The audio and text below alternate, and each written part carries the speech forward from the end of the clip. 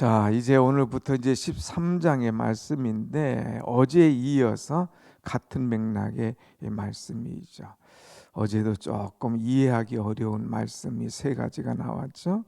내가 이 땅에 불을 붙이러 왔노라. 내가 받을 세례가 있다. 또 내가 이 땅에 화평을 주러 온 것이 아니라 이 사람들을 서로 분쟁하려 하노라 하는 말씀. 그 액면 말씀만 보면 이해가 안 되지만 그 해석을 받으니까 여러분 아하, 이 말씀 빨리 주님 오시기 전에 회개하고 주님 맞을 준비하라고 하는 자세를 우리에게 가르쳐 준 말씀이죠. 그런데 오늘은 이 말씀보다 더 어려운 말씀이에요. 또 이 말씀은 사복음서 어디에도 들어있지 않는 그런 오직 여기 누가복음에만 있는 말씀입니다. 이 말씀은 역사를 알아야 해석이 되고 또 이 말씀에 이런 비밀이 있구나, 그래서 이 비유를 들어주시는구나 하는 것을 깨달을 수 있어요. 여러분이 이 혼자 읽으면 이 말씀의 이 비밀과 그 근거를 알 수가 없는 그런 이야기인데 이 새벽에 나오니까 이 어려운 것도 쉽게 이해가 되고 풀어질 수 있다는 것 얼마나 은혜입니까? 두 가지 어려운 이야기를 하는 거예요. 자, 그래서 예수님이 두 가지 어려운 이 비유를 들어서 하신 이유가 뭐냐? 회개하라. 회개를 말씀하기 위해서 이 말씀을 주고 있어요. 한번 먼저 보겠습니다. 1절 말씀, 1절 다 같이 봅니다. 시작. 그때에 마침 두어 사람이 와서 빌라도가 어떤 갈릴리 사람들의 피를 그들의 제물에 섞은 일로 예수께 아뢰되. 이 빌라도가 갈릴리 사람들의 피를 제물에다가 섞었다 이거예요. 이게 도대체 무슨 말인가? 그 당시에 이스라엘을 다스리던 총독 빌라도가 새로운 일을 계획을 했어요. 예루살렘 성 안에 이제 그 밖으로부터 좀 떨어진 그 물이 많이 있었는데 그 물을 예루살렘 성 안으로 끌어들이려고 했어요. 그래서 우리로 말하면 수도관을 만들려고 했죠. 그러다 보니까 이 비용이 많이 들어가는 거예요. 예산이 많이 들어가는 거예요. 돈은 없지. 이 사업은 해야 되겠지. 그래서 생각하는 것이 뭐냐? 예루살렘 성 안에 성도들이 바쳐진 헌금이 있다 이거예요. 그러니까 그 헌금 그것을 내놔라. 성도들이 피처럼 하나님 앞에 정말 소중한 것을 드린 그 헌금을 자기들 사업을 위해서 쓰겠다고 그 헌금을 내놔라 이거예요. 안 내놓으면 털겠다 이거죠. 그런데 이 유대인들이, 이스라엘 백성들이 그것을 그냥 줍니까? 그걸 아니죠. 반대하는 거예요. 그런데 계속해서 이들이 요구하니까 이들이 예루살렘에 모여서 이제 시위를 합니다. 그래서 빌라도, 너희들 그러면 안 된다. 우리의 이 금고, 우리의 헌금을 빼앗아 갈 수 없다 하면서 데모를 하기로 작정을 해요. 자, 이 데모를 하고 사람들이 막 시끄러워질 때에 빌라도가 계획을 세운 것이 있어요.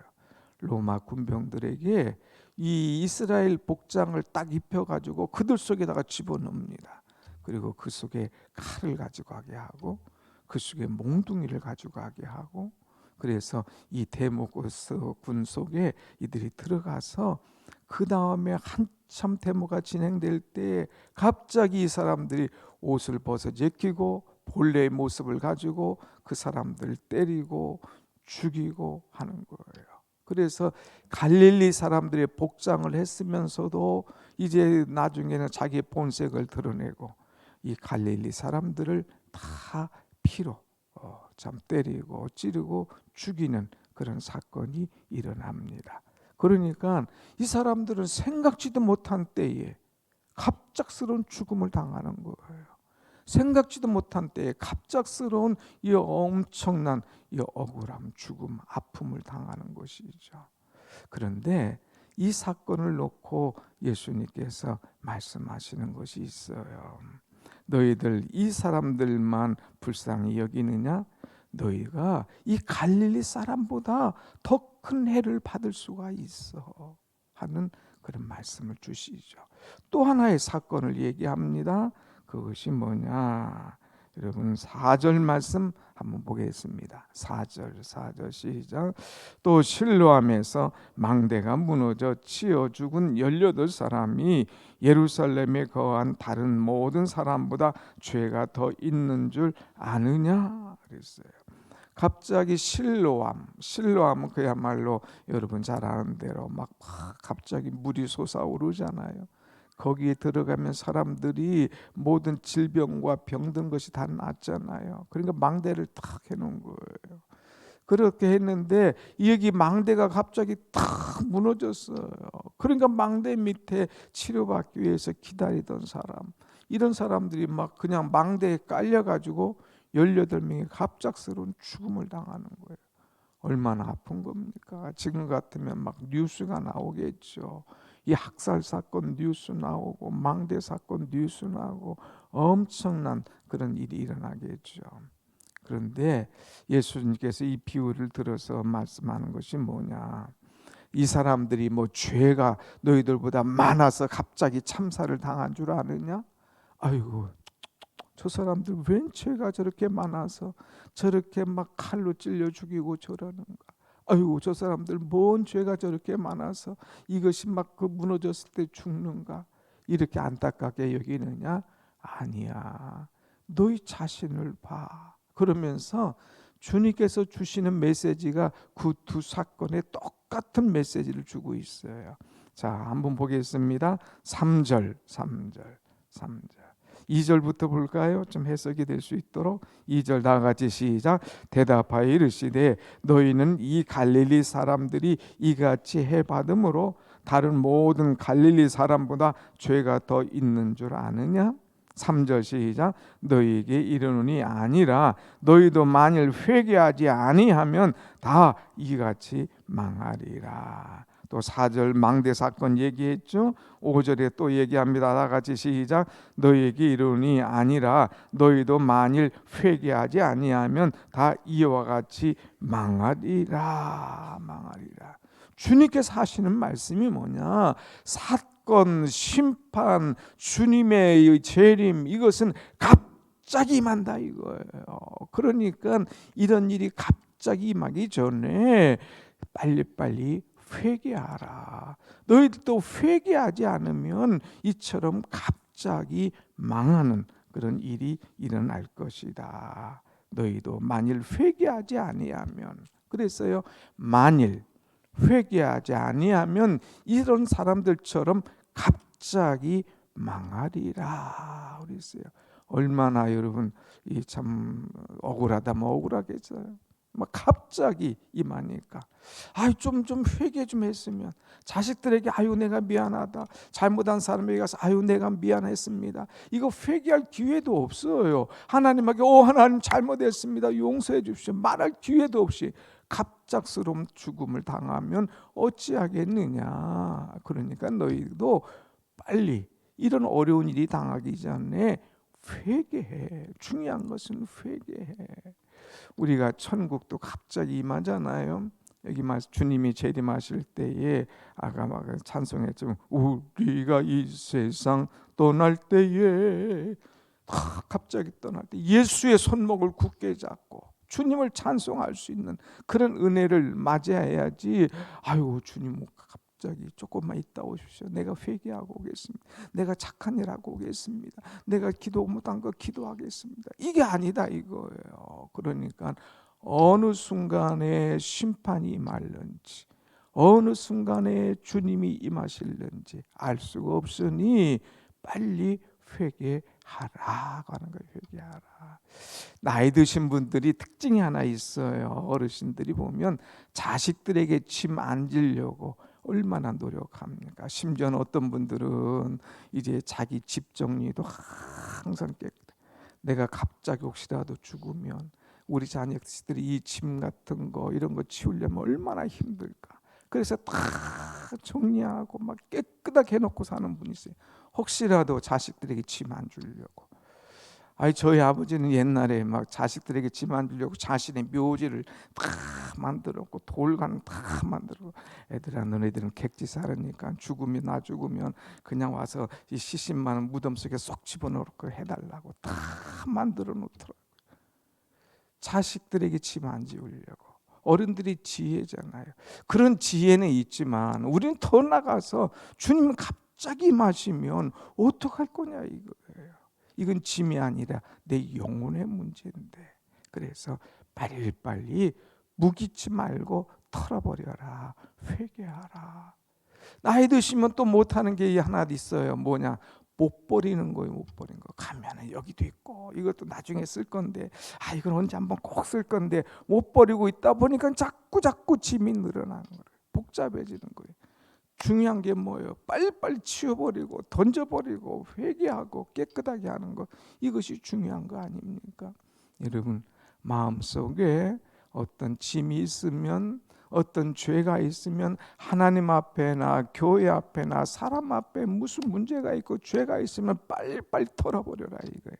빨리빨리 회개해야지.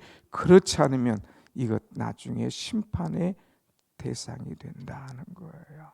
한번 같이 합시다. 만일 회개하지 아니하면 다 이와 같이 망하리라. 무서운 말씀이지만 오늘 우리에게 꼭 필요한 말씀. 그러면서 예수님께서 비유를 들어서 딱 말씀하고 있어요. 어떤 비유냐? 무화과 나무 비유예요. 한번 보겠습니다. 6절 말씀. 6절 같이 봅니다. 시작. 이에 비유로 말씀하시되 한 사람이 포도원에 무화과 나무를 심은 것이 있더니 와서 그 열매를 구하였으나 얻지 못한지라. 포도원에 있어요. 거기에 무화과 나무를 심었어요. 이스라엘 백성들은 포도나무나 무화과 나무를 다 상징하는 건데, 아무튼 이 무화과 나무를 심었는데 열매가 없는 거예요. 그것도 1년이 아니라 내년에는 맺겠지, 내년에는 열리겠지, 내년에는 되겠지. 아주 3년을 기다렸는데 열매가 없는 거예요. 여러분, 열매 없는 신앙이라면 우리는 회개해야 돼요. 하나님 앞에 철저하게 내가 신앙생활을 했는데 열매가 없다, 이것도 우리는 회개해야 돼요. 죄의 문제만 놓고 회개할 것이 아니라 내 열매의 문제를 놓고 회개해야 됩니다. 나는 크리스찬으로서, 나는 하나님의 사람으로서 도무지 열매 없는, 가치 없는 그런 인생을 살았습니다 하는 거예요. 이 무화과 나무가 열매를 맺지 못하는 건 두 가지 문제예요. 가치, 자신의 가치를 상실한 거예요. 두 번째 보면 쓸데없이 땅만 버렸다고 하는 거예요. 그 자리에 그 나무 열매가, 그 나무가 없더라면, 다른 나무가 있었더라면 차라리 열매가 맺었을 텐데 자리만 딱 차지하고 열매가 없는 거예요. 그건 땅만 버린 거죠. 또 자신의 가치를, 이 참 존재 가치를 잃어버린 그런 사건입니다. 그래서 우리는 이제 이 열매 없는 그런 삶이 아닌가 한번 돌아보세요. 열매가 없을 때에 어떤 일이 일어나는가? 7절 한번 같이 봅시다. 7절 시작.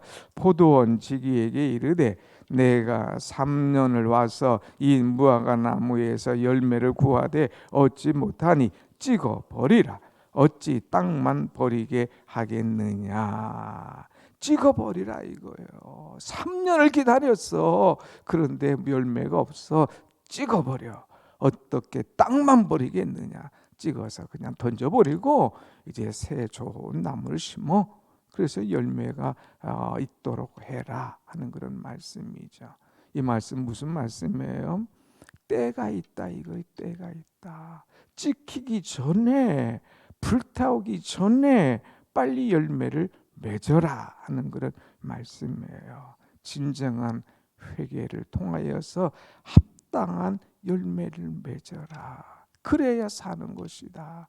그래야 은혜가 있는 것이다. 여러분, 삭개오 세리 아니었습니까? 사람들에게 손가락질 받는 사람 아니었어요? 어이 더러운 삭개오, 오늘 저거 만나니까 되게 기분 나쁘네. 돈은 많았지만 사람들에게 인정받지 못한 죄인이었어요. 그런데 예수님께서 오신다는 소문을 들었어요. 사람들이 너무 많아 볼 수가 없어요. 그의 약점은 키가 작은 거였어요. 장점은 돈이 많은 거였지만 이 약점은 키가 작았어요. 그래서 어디로 올라갑니까? 뽕나무 올라가잖아요. 막 올라가요. 그래서 예수님을 다 보고 있을 때에 삭개오야 내려오라. 내가 오늘 내 집에 유하야겠노라. 깜짝 놀라죠. 자기 이름을 아신 주님. 그래서 주님과 함께 집으로 갑니다. 그때에 주님 만났을 때 그가 한 게 뭐예요? 회개잖아요. 회개. 내가 남을 토색한 것 있습니다. 남을 갈취한 것 있습니다. 이웃을 모르든다 한 것 있습니다. 그거 내가 갚겠나이다. 사배나 갚겠나이다. 불의한 재물, 토색한 재물 이런 것들 다 회개하면서 내놓는 거예요. 그때 주님이 그를 사랑하시고 인정하시고 축복하지 않습니까? 여러분 때가 있는 거예요. 때가 있는 거예요. 그거 막 삭개오 그냥 다 그냥 거짓하고 막 사기치고 등치고 뺏어가지고 모아봤자 다 손가락질. 이거 다 남에게 넘어가는 거예요. 그런데 주님 앞에 철저하게 회개할 때에 은혜의 사람이 된 것을 우리는 보지 않습니까? 때가 있어요. 주님 만났을 때에 은혜 받을 때가 있어요. 보라 지금은 은혜 받을 만한 때다 그랬어요. 오늘 우리는 때를 놓치지 말고 그날 벗어버리고 그날 털어버리고 그날 회개하는 그런 사람이 돼서 만일 주님이 지금 오신다 할지라도 아멘 주여 어서 오시옵소서. 주님 맞이하고 천국에서 주님과 함께 춤을 추며 은혜의 삶을 계속해서 이루어가는 여러분의 신앙이 되시기를 축원합니다. 아멘. 그래서 회개하라 이거예요. 그 존재 가치를 놓치지 말고 땅만 버리지 마라. 시간만 낭비하지 말고 찍어버리기 시기 전에 빨리 회개하라. 자, 8절 말씀 봅니다. 8절 나같이 시작. 대답하되 이르되 주인이여 금년에도 그대로 두소서 내가 두릅하고 걸음을 줄이니. 금년에는 좀 그냥 두소서. 여기에 누구가 그랬어요? 포도원 지기가 그러잖아요. 주님 하나님이 심판하고 찍어버리려고 할 때에 주님께서 좀 참아주소서. 우리를 위하여서 긍휼을 베푸시면서 기도하시는 거예요. 기다리시는 거예요. 엄마처럼 기다리는 거예요. 부모처럼 기다리는 거예요. 3년, 금년만 3년 지나서 속이 상하지만 금년에만 이제 그대로 두소서. 내가 두릅하고 걸음을 주겠습니다. 그런데 만일 그렇지 않으면 그때는 찍어버리소서. 9절에 나오잖아요. 이후에 만일 열매가 열면 좋거니와 그렇지 않으면 찍어버리소서 하였나이다. 찍어버리소서. 결론은 찍어버리는 거예요. 뭐가 없으면, 회개가 없으면, 뭐가 없으면, 열매가 없으면 찍어버리라는 거예요.